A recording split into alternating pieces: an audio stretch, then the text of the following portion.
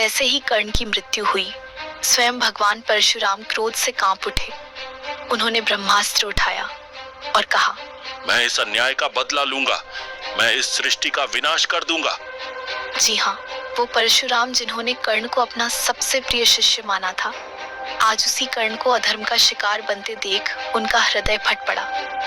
और कहते हैं, जिस युद्ध भूमि में कर्ण अकेला गिरा था, वहां परशुराम दौड़ते हुए पहुंचे और पूरी सृष्टि कांप उठी। अगर आप भी मानते हैं कि कर्ण के साथ सबसे बड़ा अन्याय हुआ था, तो सब्सक्राइब जरूर करें, क्योंकि आज हम सुनाएंगे महाभारत की वो कथा जो ग्रंथों से भी छुपा ली गई थी। कर्ण और परशुराम का रिश्ता किसी आम गुरु शिष्य जैसा नहीं था। ये एक ऐसा संबंध था जहां झूठ से शुरू हुई सीख आत्मा से जुड़ गई। कर्ण ने जब देखा कि कोई क्षत्रिय उसे शस्त्र विद्या नहीं सिखाएगा, तो उसने ब्राह्मण का वेश धारण कर भगवान परशुराम से दिव्यास्त्रों की विद्या प्राप्त की।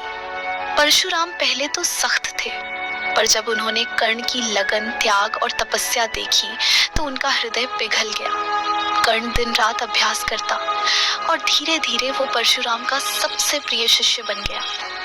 यहाँ तक कि परशुराम ने उसे वह धनुष भी दिया जो उन्हें स्वयं महादेव से प्राप्त हुआ था, दिव्य विजय धनुष। वो कहते थे, कर्ण, तू मेरा अभिमान है। लेकिन एक दिन एक घटना ने सब कुछ बदल दिया। एक दोपहर, जब परशुराम थक कर कर्ण की गोद में विश्राम कर रहे थे, तभी एक कीड़ा आया और कर्ण की जांघ पर बुरी तरह काटने लगा। रक्त बह रहा था, दर्द असहनीय था, लेकिन कर्ण ने परशुराम की नींद न टूटे, इसलिए एक आवाज तक नहीं निकाली। जब परशुराम जागे और देखा कि कर्ण की जांघ से रक्त बह रहा है, तो उन्होंने एक ही बात कही, कोई ब्राह्मण इतना सहनशील नहीं हो सकता, तू क्षत्रिय है। और उन्होंने क्रोध में आकर उसे शाप दे दिया। जिस समय तुझे अपने ज्ञान की सबसे अधिक आवश्यकता होगी, तू सब कुछ भूल जाएगा। कर्ण कुछ नहीं बोला, बस सिर झुकाया और चला गया।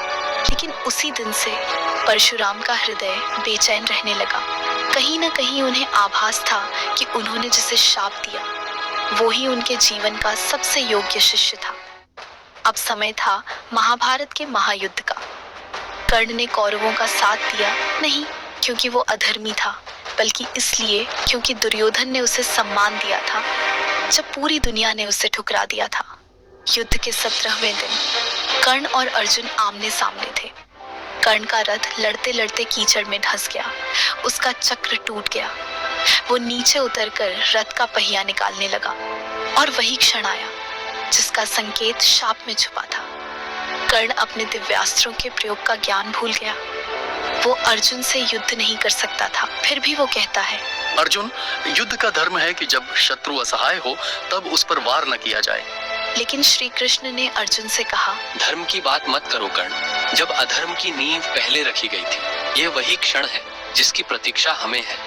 अर्जुन ने बाण चलाया और सूर्यपुत्र कर्ण धरणी पर गिर गया। कहते हैं, जब वो गिरा तो ना उसने अर्जुन को कोसा, न कृष्ण को दोष दिया, न अपनी माँ कुंती को। वो बस शांति से आंखें बंद कर गया। दूर कहीं हिमालय की एक कुटिया में भगवान परशुराम तपस्यारत थे। जैसे ही कर्ण की आत्मा शरीर से अलग हुई, परशुराम की समाधि टूटी। उन्होंने आंखें खोली और उन्हें दिखा युद्ध भूमि, रक्त से सना कर्ण और आकाश में हो रही देवताओं की स्तुति। परशुराम का हृदय कांप उठा। नहीं नहीं, ये नहीं हो सकता। वो उठे और बिना कुछ सोचे दौड़ते हुए युद्ध भूमि की ओर चल पड़े। कौरव और पांडव दोनों सेनाएं रुकी, क्योंकि स्वयं परशुराम युद्ध भूमि में आए थे। वहां कर्ण निष्प्राण पड़ा था। परशुराम उसके पास पहुंचे, उसका सिर अपनी गोद में लिया और रो पड़े। मैंने तुझे शाप दिया, मैंने तुझसे सब छीन लिया और आज तू चला गया। वो बोले, अगर मैं चाहता तो ब्रह्मास्त्र से इस पूरी सृष्टि का नाश कर देता, लेकिन तू इतना महान है कि तूने अपने कष्टों का दोष भी मुझे नहीं दिया। उसी क्षण देवताओं ने आकाश से पुष्प वर्षा की। परशुराम ने कर्ण की आत्मा की ओर देखा और कहा, तू युगों युगों तक अमर रहेगा, तेरा नाम कभी मिटेगा नहीं। जो भी तेरा नाम लेगा वो तुझे दानवीर कर्ण कहकर पुकारेगा। उसी समय वहां अर्जुन, भीम, नकुल, सहदेव और कुंती भी पहुंचते हैं। कुंती रोती है और परशुराम से कहती है, प्रभु, ये मेरा पुत्र था। सब स्तब्ध, परशुराम मौन, अर्जुन की आंखें नम। कुंती सबके सामने स्वीकार करती है। कर्ण मेरा सबसे बड़ा पुत्र था और वही था हस्तिनापुर का असली उत्तराधिकारी। पांडवों की आंखों से आंसू बहने लगते हैं। भीम कहता है, हमसे भूल हुई। परशुराम उन्हें रोकते हैं और कहते हैं, ये नियति थी, लेकिन याद रखना तुम सब राजा बन जाओगे, पर इतिहास में सबसे बड़ा नाम उसी का होगा जो मरते हुए भी अपने धर्म पर अडिग रहा। कर्ण चला गया, लेकिन एक उदाहरण बनकर। उसके पास कुछ नहीं था, न जाति का सम्मान, न माँ का प्रेम, न राज्य का अधिकार। फिर भी उसने कभी शिकायत नहीं की, कभी किसी का बुरा नहीं किया। हर बार अपना सब कुछ दूसरों के लिए त्याग दिया। उसे शाप मिला, पर वो मुस्कुराता रहा। उसका धनुष टूटा, पर उसके आत्मबल में कभी दरार नहीं आई।